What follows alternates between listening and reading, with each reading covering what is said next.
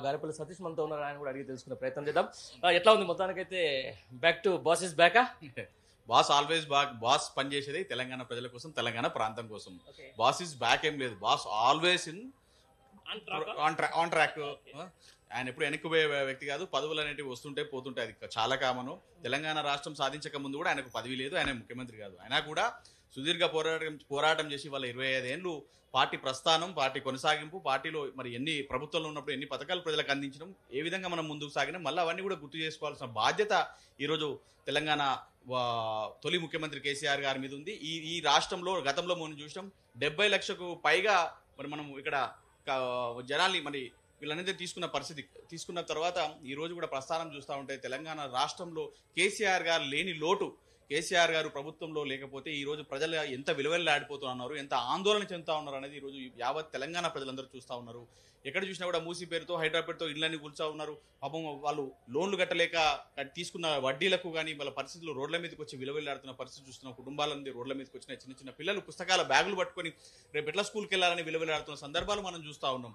అదేవిధంగా మీరు ఒక ఎగ్జాంపుల్ చెప్తాను మీకు. ఈరోజు మనం చూస్తూ ఉంటే సింగపూర్లో ఒక మంత్రి 2 అబద్ధాలు పార్లమెంట్లో 2 అబద్ధాలు మాట్లాడేందుకు $14,000 ఫైన్ వేయడం జరిగింది. అలాంటిది ఈరోజు తెలంగాణ రాష్ట్రంలో ఈ కాంగ్రెస్ ప్రభుత్వం రేవంత్ రెడ్డి గారు ఎన్ని అబద్ధాలు ఆడిరు? కాళేశ్వరం గురించి అబద్ధం, లేకపోతే ఇంకో దాని గురించి అబద్ధం, ఆర్థిక వ్యవస్థ గురించి అబద్ధం, మహిళలకు 2,100 ఇస్తానది అబద్ధం, రుణమాఫీ చేస్తానది అబద్ధం, రైతు భరోసా ఇస్తానది అబద్ధం, ప్రతి ఒక్కడు కూడా స్కూటీలు ఇస్తానది అబద్ధం, తులం బంగారం ఇస్తానది అబద్ధం. ఇన్ని అబద్ధాలు చెప్పింది కదా. మరి ఎన్ని వేల కోట్ల రూపాయలు ఫైన్ రేవంత్ రెడ్డి గారికి కాంగ్రెస్ ప్రభుత్వానికి వేయాలని ఈరోజు యావత్ తెలంగాణ ప్రజలు ప్రశ్నిస్తూ ఉన్నారు. ఈరోజు కేటీఆర్ గారు కూడా చూసినాం. కేటీఆర్ గారు ట్విట్టర్ వేదిక కూడా ప్రశ్నించారు. అవునాయా, పార్లమెంట్ ఎంపీలో 2 అబద్ధాలు ఆడితే $14,000 ఫైన్ వేసారు కదా.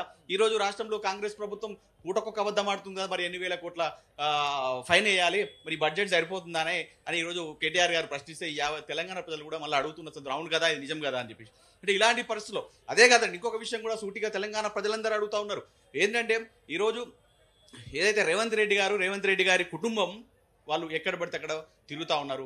ఎలాంటి పదవులు, కనీసం ఎంపీపీ జెడ్పీసీ ఎలాంటి పదవులు లేకుండా కూడా ప్రోటోకాల్లో ఉన్నారు. కలెక్టర్ వెనకబెట్టి ఈయన ముందు నడుస్తున్న పరిస్థితి.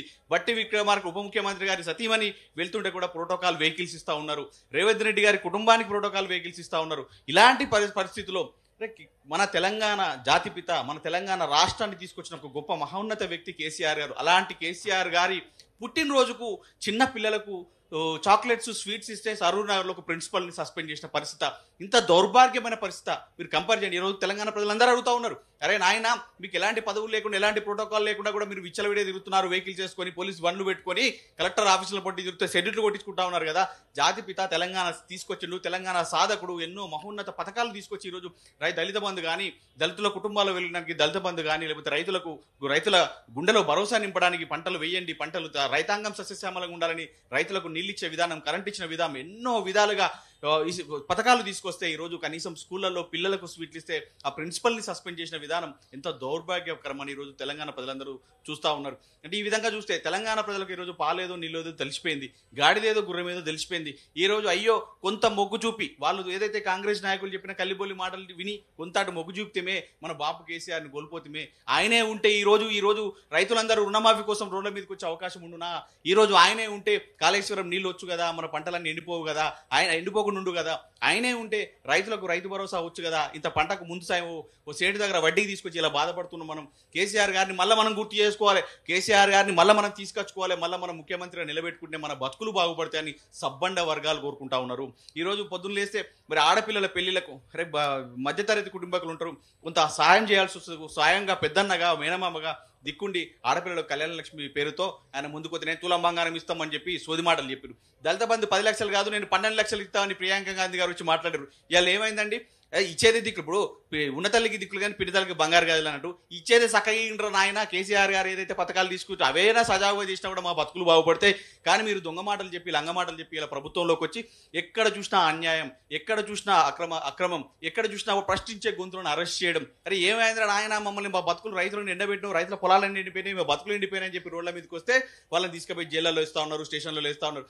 నిరుద్యోగులు ఇలా వాళ్ళ ఉద్యోగాల కోసం వీళ్ళ ఉద్యోగాలను అడ్డు పెట్టుకొని వీళ్ళు పదవులు సంపాదించుకున్నారే, మా ఉద్యోగాలు ఏదైనా కాంగ్రెస్ నాయకులు మాకు ఇస్తాన్నారు కదా అని చెప్పి ఇలా రోడ్ల మీదకి వస్తే వాళ్ళ మీద లాఠీ చార్జులు చేసి జైల్లోకి పంపిస్తున్న పరిస్థితి.